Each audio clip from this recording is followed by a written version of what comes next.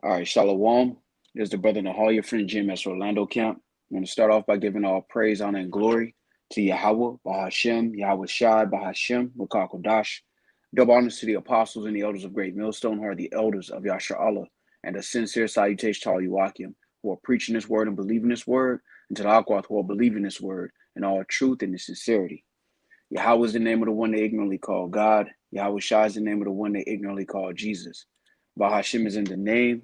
Rakah is spirit. Kodash is holy. Akyam is brothers. Akwath is sisters. Shalom means peace. And Yasher Allah is Israel in the ancient Paleo Hebrew.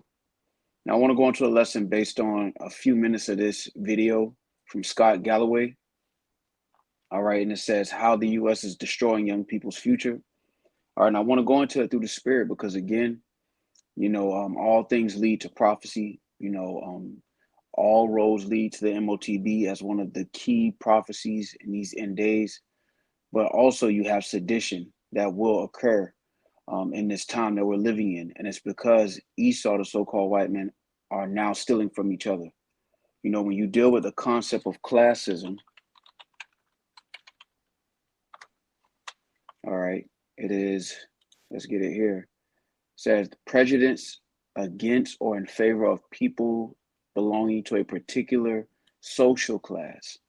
So now we're in a time through the spirit where the Edomites are now stealing from each other, through this fractional reserve banking system, through fiat currency. They are stealing from their own people at this point. All right. And eventually it's going to equal up into a insurrection, if you will. All right. So I want to go into a little bit of this, but before I do, this is Ecclesiastes chapter 14. And let's start at 5. And it reads, he that is evil to himself, to whom will he be good? He shall not take pleasure in his goods. There is none worse than he that envieth himself, and this is a recompense of his wickedness. If he doth good, he doth it unwillingly, and at the last he will declare his wickedness. All right, and it's being declared by him robbing his own people. All right, this is why the average so-called white person in America doesn't believe in white privilege, because at this point, that privilege that they've experienced is being taken from them by their own people. All right, and he's going to go into a few clips showing how that wealth is being taken. All right, so without further ado. Start us with a question. Do we love our children? Sounds like an illegitimate question, right? Well, I'm going to try and convince you otherwise.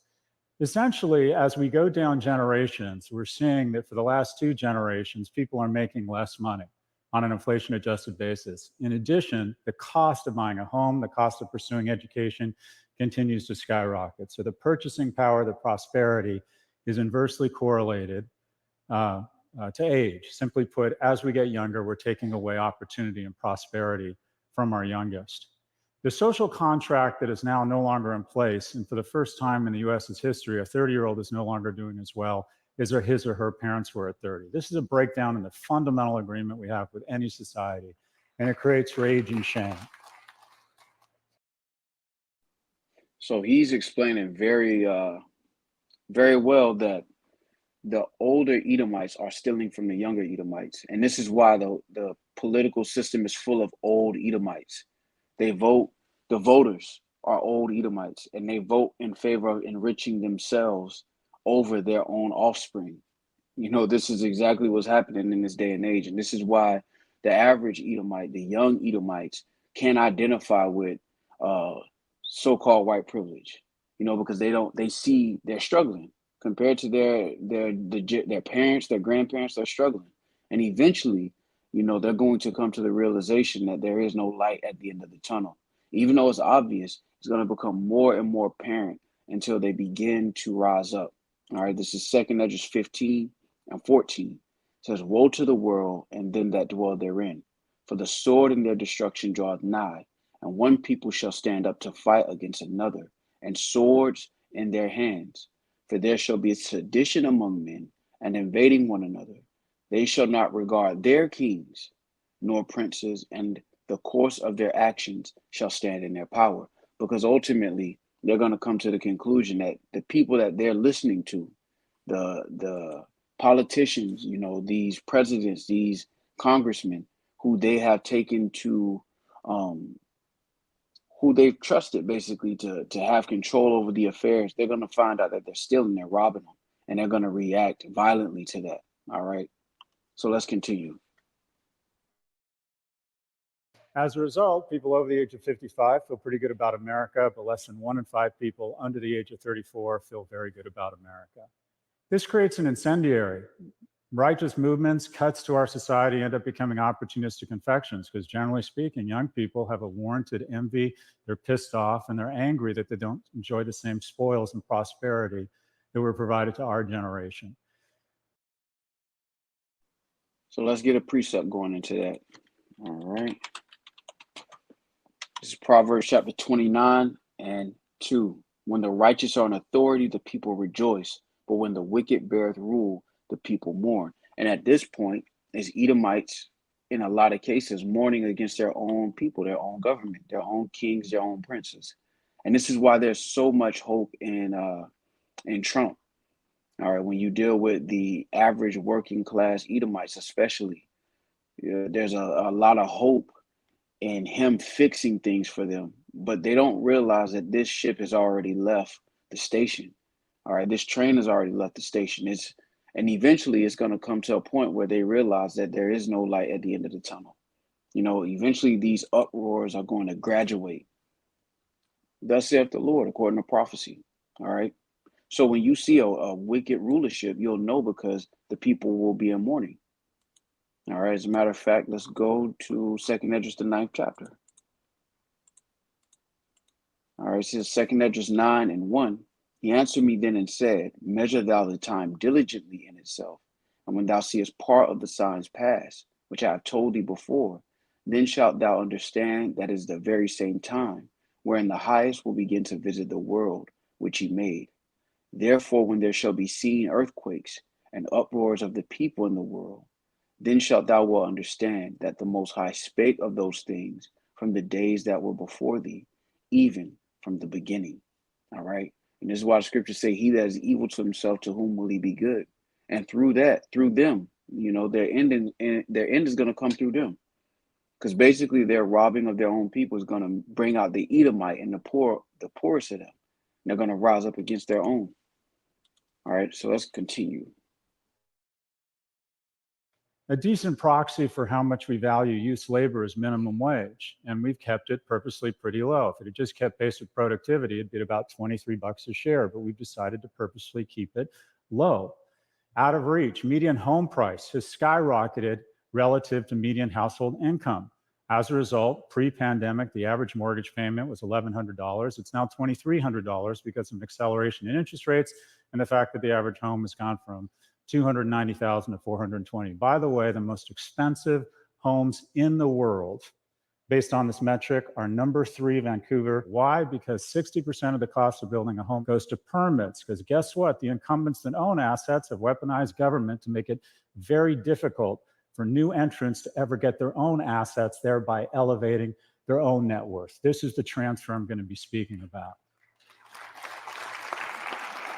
This is a result.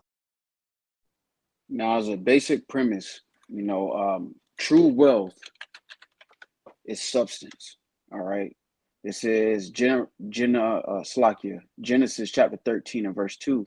And Abram was very rich in cattle and silver and in gold. So these are what you may call assets in today's market. Now, because we live in a fiat currency system, the creme de la creme of wealth is assets. If you own all these houses, then you're able to charge more. And when inflation goes, it increases the price of everything because the dollar has less value. But if you have assets, everything boosts up. So these Edomites, the elite Edomites, they own resources. They're rich in resources. They're not rich in fiat currency. They're rich in things that have value. And the more inflation happens, the greater the value of their assets. This is why the houses are more expensive. It's because the dollar has less value. But on the other side of that, it makes those people who own assets more rich But eventually that wealth gap is going to start to widen to a point of no return. All right.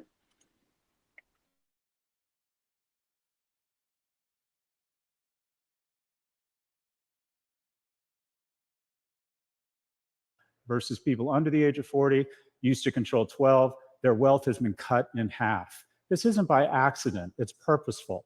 This is me, I'm going to be speaking about.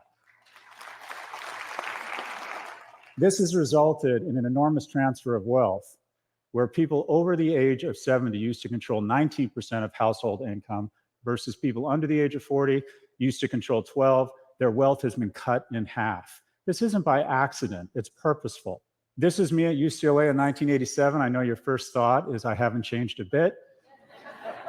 This is also Mia Silverio, who is the analyst who put together these slides. By the way, Mia is 26. I did the math. Just by virtue of her being in this audience, it brings the average age of the entire conference down 11 days. When I applied to UCLA, the admissions rate was 76%. Today, it's 9%. I received a 2.23 GPA from UCLA. I learned nothing but how to make bombs out of household items in every line from Planet of the Apes. And the greatest public school in the world, Berkeley, decided to let me in with a 2.27 GPA. And that's what higher ed is about. Higher ed is about taking unremarkable kids and giving them a shot at being remarkable. The whole point of higher ed is to give the unremarkables, i.e. yours truly, who was raised by a single immigrant mother, a shot at being remarkable. The transfer has been purposeful. While the cohorts, corporations, and the ultra-wealthy continue to garner more and more of our wealth, we have decided, I know, if they win the gold, let's give them the silver and the bronze, and let's lower their taxes. This transfer is purposeful. It's not by accident, and it works. Senior poverty is way down, and we should celebrate that. Meanwhile, child poverty is flat to up. The third rail, I'm going to talk about Social Security. It would cost $11 billion to expand the child tax credit, but that got stripped out of the infrastructure bill. But the additional $135 billion a year to Social Security, that flies right through Congress. And every year we transfer $1.4 trillion from a cohort that is increasingly doing less well to the cohort that is the wealthiest cohort in the history of this planet. I'm not against Social Security, but the criteria should be if you need it, not whether you have a catheter. 80% of you have absolutely no reason to ever take Social Security. It is bankrupting our nation, and we have fallen under this mythology that somehow it's this great social program. No, it's not. It's the great transfer of wealth from young to old. And this is going to result in sedition. All right. Now, I want to bring this out through the spirit. Matter of fact, man, let's bring this out first. This is Psalms chapter 73, and I'll jump down. No, I'll start at 1. Truly, Yahweh Shemel is good to Israel, even to such as are of a clean heart. But as for me, my feet were almost gone, my steps had well nigh slipped. For I was envious at the foolish when I saw the prosperity of the wicked. For there are no bands in their death, but their strength is firm. They are not in trouble as other men, neither are they plagued like other men. Therefore pride compasseth them about as a chain, violence covereth them as a garment. Their eyes stand out with fatness. They have more than heart could wish. They are corrupt and speak wickedly concerning oppression. They speak loftily. Now, the reason I bring this out is because at this point, they're using the same thought process against their own people. All right, now he's bringing out the example of the old and the young. So the old Edomites are stealing from the young Edomites, which are their own people. You know, and this is why Ecclesiastes, the 14th chapter, again says, Ecclesiastes 14:5, he that is evil to himself, to whom will he be good? He shall not take pleasure in his goods. So if they'll use their own political system to rob the younger generation of their own people, what do you think they'll do to you? You know, this is why the Lord said, never trust thy enemy, because ultimately this is a sophisticated system of wickedness.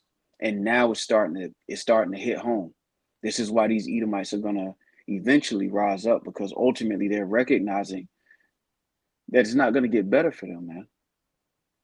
Even as all these other nations are starting to gather, they're starting to look at Babylon the Great, which is America, as an opportunity to take them out and to get around $1 within Babylon the Great, which is America. You have this great transfer of wealth from young to old. And eventually it's gonna graduate from these protests and these complaints on the internet to something else, according to prophecy. All right, so I'll get a couple more minutes of this.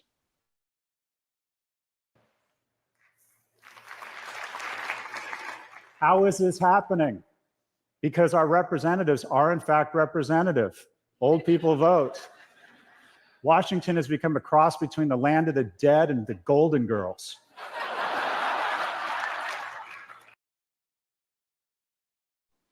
Now, take a good look at this, because, again, we can go to Revelation, the 13th chapter, right? And I will start down at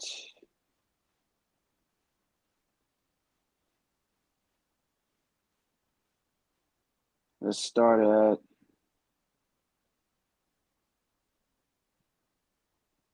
11. And it reads, Revelation 13:11, and I beheld another beast coming up out of the earth, and he had 2 horns like a lamb, and he spake as a dragon. So the 2 horns like a lamb represents the Republicans and the Democrats. All right, in Rome, it was the plebeians and the patricians. The patricians were the well off. All right, but in today's age, both of these guys are on the same page. This is just controlled opposition. This is why in Revelation 13 and 11, it's on the same beast. All right, 2 horns like a lamb. All right, and I beheld another beast coming up out of the earth, and he had 2 horns like a lamb. Right, they're vouching for you. They got your best interest at heart, and he spake as a dragon. But those draconian measures follow it. All right, and this is why nothing actually gets done. It's a whole bunch of rhetoric, but in the midst of that rhetoric, old Edomites are getting richer and young Edomites are getting poor. All right, and it's beautiful through the spirit, because ultimately it's going to result in sedition. All right, so really this whole video is pretty good, but I just wanted to hit these points through the spirit. Lord willing, this was edifying. With that, I want to give all praise, honor, and glory to Yahweh, Bahashem, Yahweh Shai, Bahashem, Wakakodash. Double honors to the apostles and the elders of Great Millstone, who are the elders of Yasha Allah, and a sincere salutation to all Yuakim, who are preaching this word and believing this word, and to the Akwak, who are believing this word in all truth and in sincerity. Shalom.